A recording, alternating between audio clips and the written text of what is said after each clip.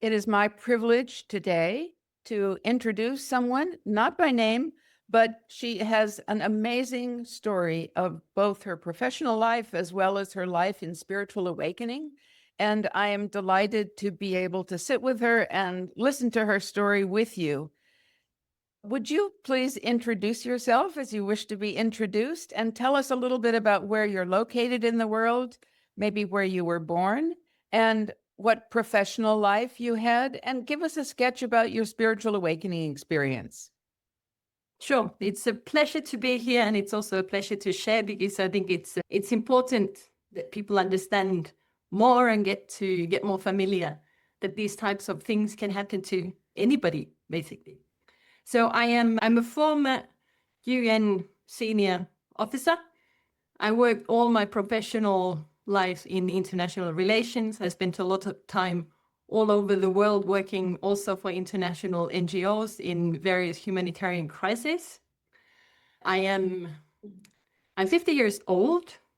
I live at the moment in France. I was born in Finland. I'm happily married. I have 2 wonderful children.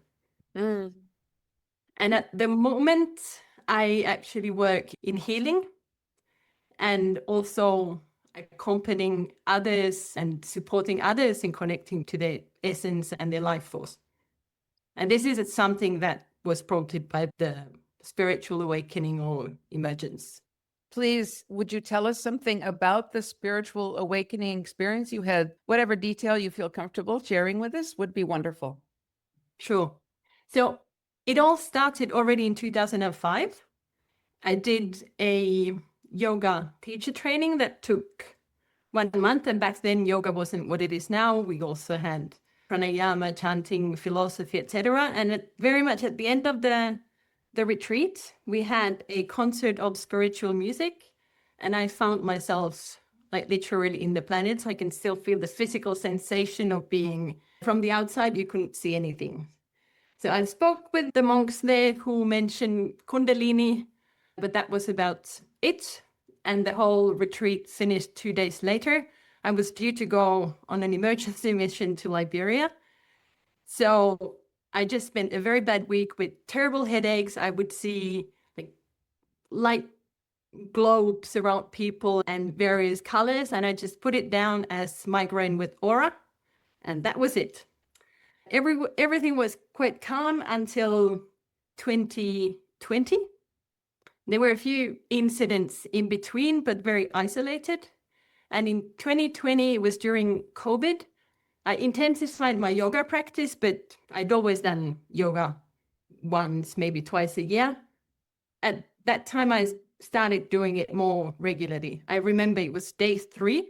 I had finished my yoga practice, and I felt this energy moving in my body, and I didn't quite understand what it was. So I just sat down back in meditation just to feel it. And all of a sudden, it was this massive surge coming from the first chakra area, all through my body. I was totally tetanized.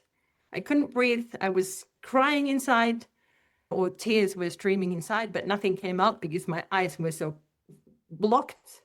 And it released a minute, 2 minutes later, and I felt just this huge relaxation. My shoulders went down probably 5 centimeters from being extremely tense. And I didn't understand what happened. The following day, exactly the same thing happened. After it was standard yoga practice, the same thing happened.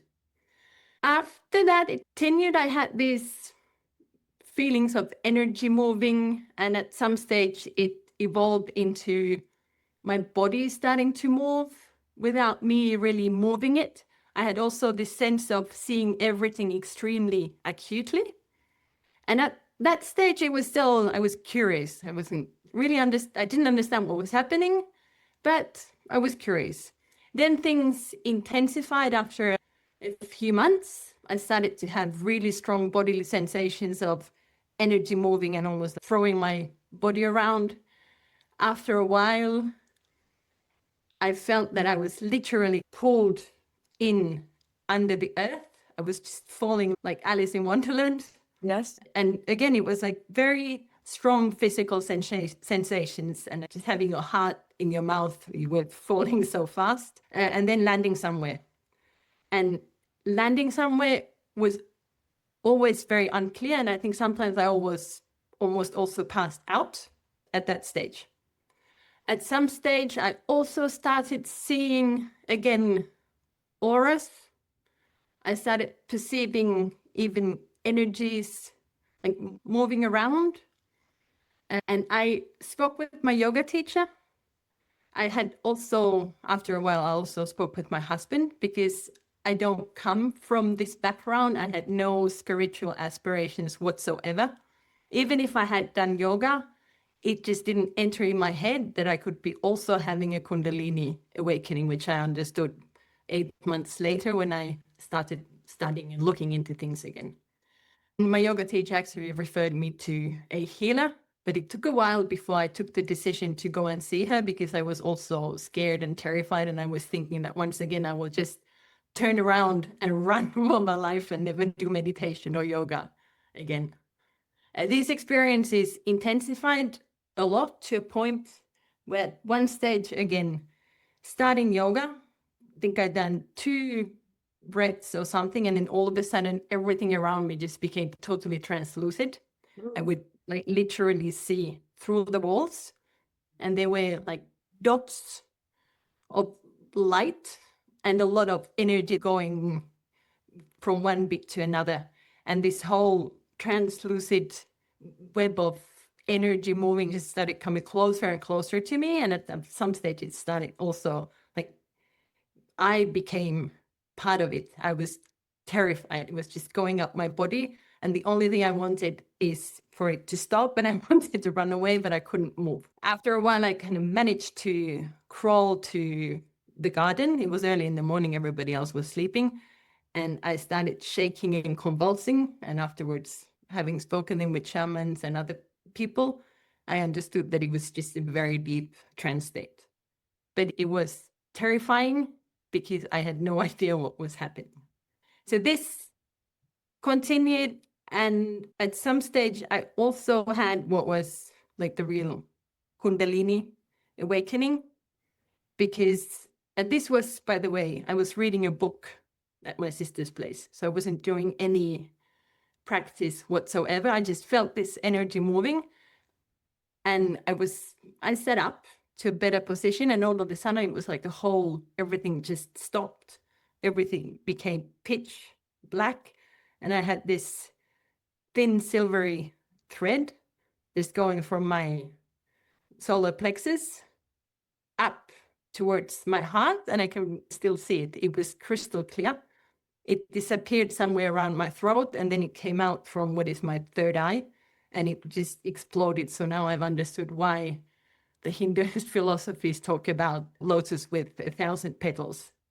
You could also, it was like cumulus clouds during a storm that were just like coming up and up.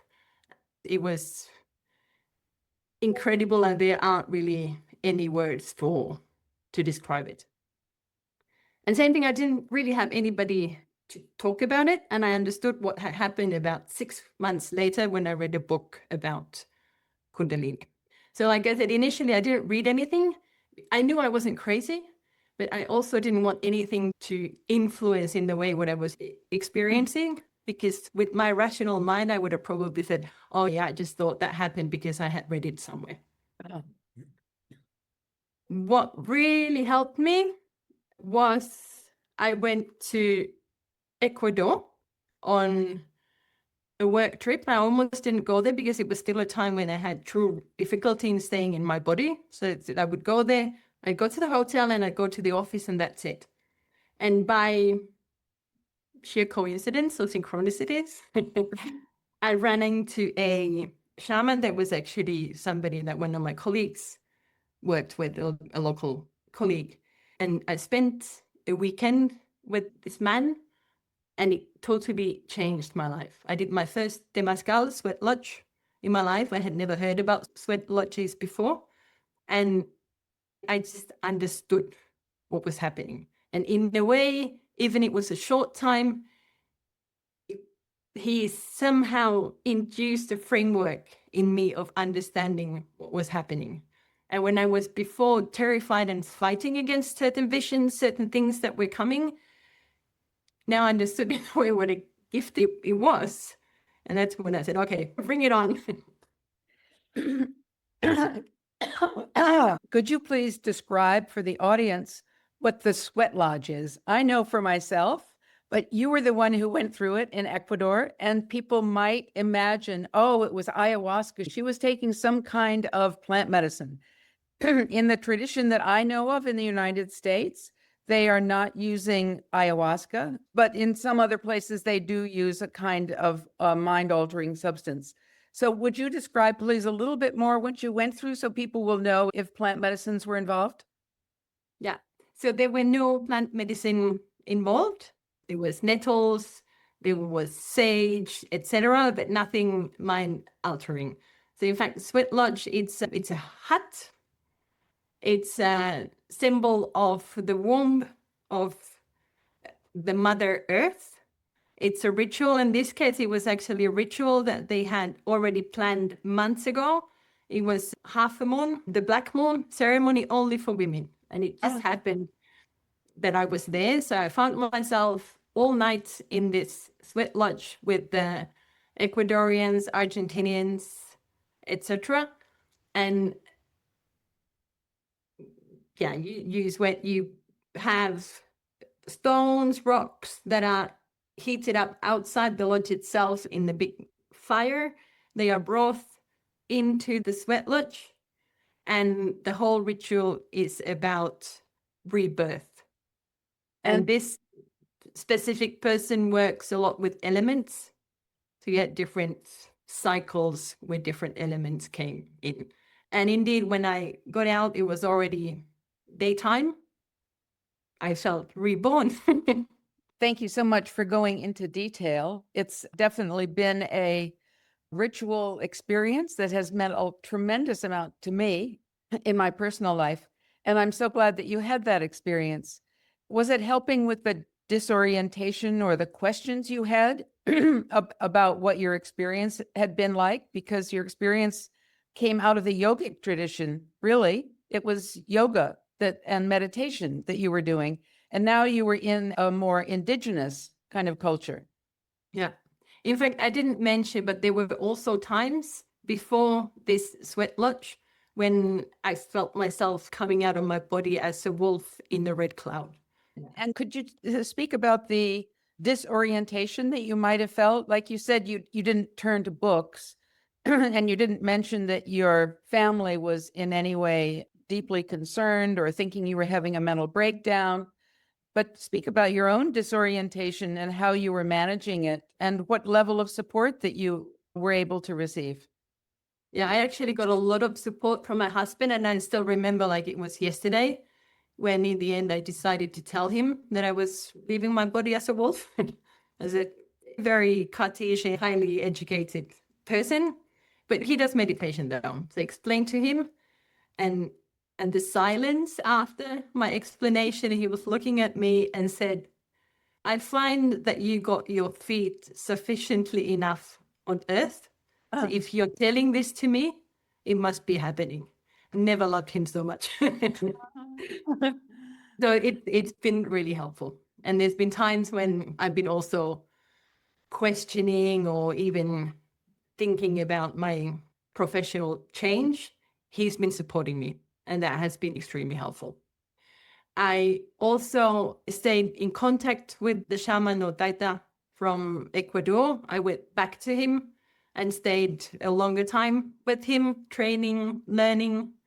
And also I had a healer here locally in Europe who's been extremely helpful. Same thing, she has now trained me. We talk regularly, we see each other regularly. So having these types of resource people who also come from different traditions is very helpful. And could you say something about the healer, like what tradition she comes from or what level of healing she was doing? She has also trained in shamanism and worked with shamans, but she has also a very strong yogic tradition. And in fact, it's interesting when we're talking about tradition, because a year and a half after the initial awakening experience, something new happened, and I started perceiving, to me, was from Mexico, so very Christic regime. And I wasn't ready to accept it. So it was another hard. I actually got extremely sick. I was bedridden for 2 weeks because I wouldn't accept it coming. My body blocked, my back blocked, I could not walk.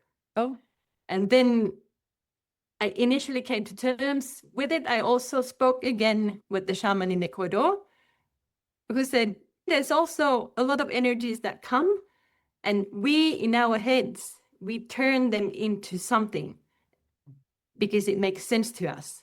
But for them, the same type of marital energy is very linked to the earth. But even this said, it set me on another path to then understand all Christian and mystical, especially Christian mystical traditions. So I even went to monasteries. I spoke with the Christian mystics, and it's so interesting.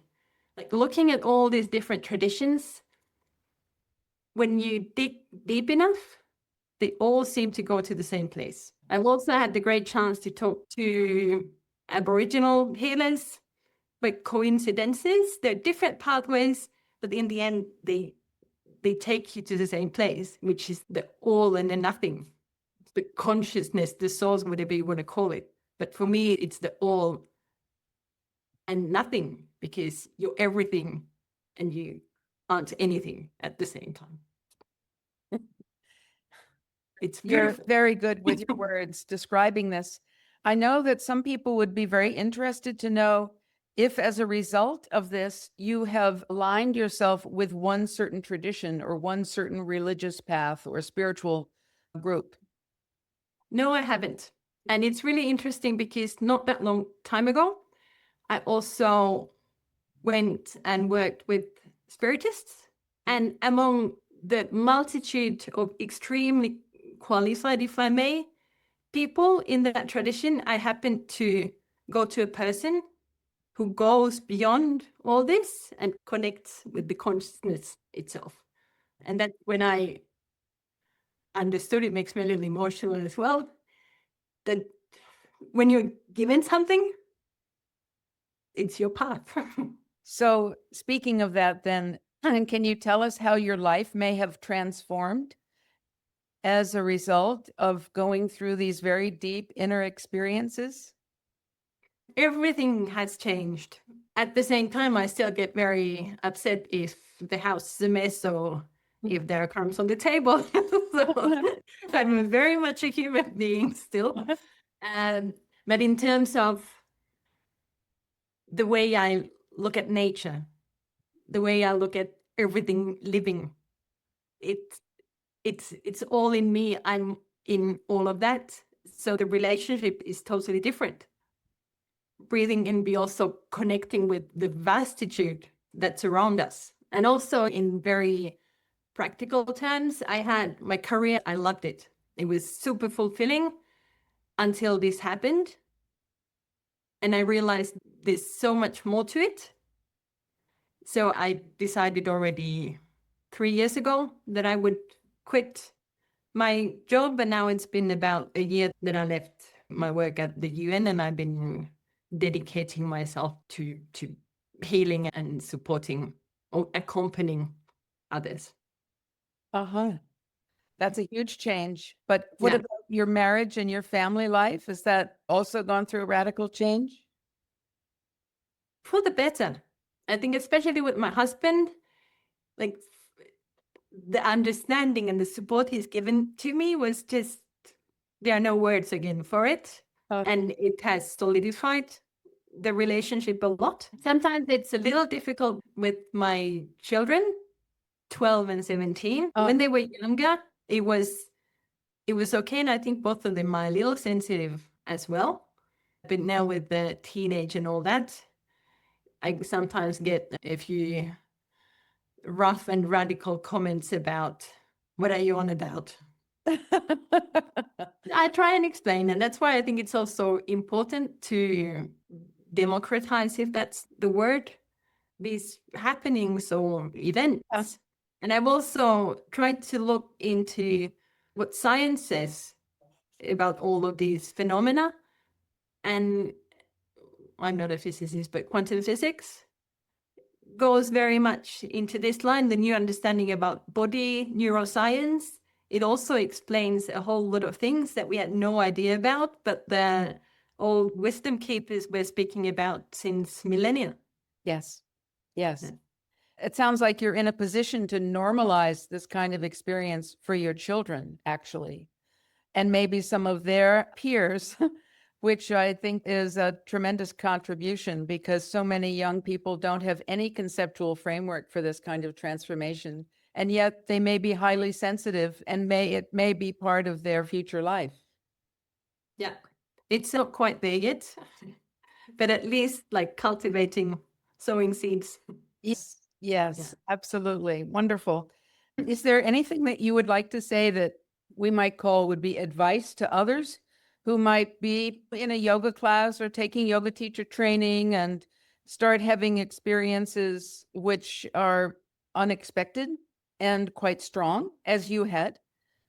Or people who are not expecting something and then all of a sudden their energetic experiences happen that really change their level of perception about themselves and others? Maybe I'll start with a word of warning because there's so much out there.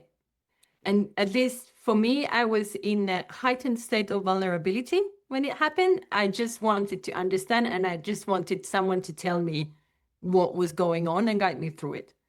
So I could have followed almost anyone. I was very lucky with the people that I met because they are fantastic people. But you may also end up with people who don't have the same pure intentions. At the same time, it's super important, I think, to talk about it, but talk about it to your close environment, to your family, friends, because they know you. So they also know that you're not going cuckoo. And I actually didn't seek any help from psychology or psychiatrists because I knew I wasn't crazy. And then in the end, with the healer, the shaman, and the yoga teacher as well, who was very open and was also willing actually to advise me to go and see somebody else because he wasn't in a position to understand or support me in where I was, which was a great thing as well. And now also on internet, there are resources like what you're promoting and what you're putting up. I think that's a great place to go because it's also, from my experience, it's very pluridisciplinary. And that's why I guess there were times when I was hoping that I would find a tradition that was the right tradition for me because it would have been highly comforting. Then things happened that made that I went to one tradition and then I saw something else and it led me to another tradition. Would you say from your intuition, because I don't think there's statistics or anything like that available to us, but would you imagine or intuit that awakening is happening more frequently to more people around the world in all cultures? To me, it seems like that. And also people that I meet seem to be having more and more of these types of experiences, maybe not as extreme as I was just describing, but certain openings and certain feelings and perceptions, etc. Yes, thank you. Thank you for your perspective. So reflecting on the fact that you speak Spanish, I believe, and so we're likely able to speak to the Ecuadorian shaman in his language, and you were fluent in Spanish. Is that accurate? Yeah, fluent is a big word, but I'm fully conversational. Yes, okay. Because that can make a big difference. I do get a lot of calls from people who say, oh, I've heard about Spiritism through you. I want to go and visit the Spiritist centers or Spiritist hospitals in Brazil. And I said, they don't accommodate people who speak English. Do you speak Portuguese? And then unfortunately, most people don't. you've been in a position to be able to really draw from other cultures from the perspective of having their language, which also can be extremely helpful and also help us orient to what's going on, even though different cultures or people with different languages may use different words to describe a similar phenomena. For instance, rise of kundalini up into the 1,000-petal lotus might not be what an Ecuadorian shaman would be speaking about. No, and interestingly, even if you, because then I went into looking what's happening because I didn't understand. Even if you look at some African ethnic groups, they have specific words for what is exactly the same as kundalini. Yes. And in fact, now this may be stretching it, or rather not stretching it, but not everybody will necessarily like this. But I spoke with one of a fairly well-known Christian mystic, and I said, but in the Christian tradition, what's the equivalent? And he said, Holy Spirit. Uh-huh. And I found it so interesting. It never entered my mind, but when you look at some of the paintings, you have these flames above people's heads. Yes. Yes. Isn't it interesting? Yes. Very interesting. So, is there anything more you would like to say in closing? You have been so generous in describing the details of your experience, and I thank you so much for it. And my guess is you may have just some final words you want to impart to people who might be listening to this story. Trust your instincts also. Yeah. Yeah. Okay. And what can that lead a person to? Trusting themselves. We've been talking a lot about what's out there, but I think a lot of it also lives in our bodies, in our physical bodies. So grounding, like staying in your body and listening to your body is invaluable when you go through this. And when you navigate it even years after. Even years afterwards, huh? Yeah. Even when it's intentional and even when you open up yourself, we are in this body. It's our temple. It's our Ferrari. Yes. Yeah. So yeah, body is important. Thank you. Those are wonderful final words. And I just want to thank you very much for being so open about your story. My guess is it will be very helpful for a lot of people who listen into this.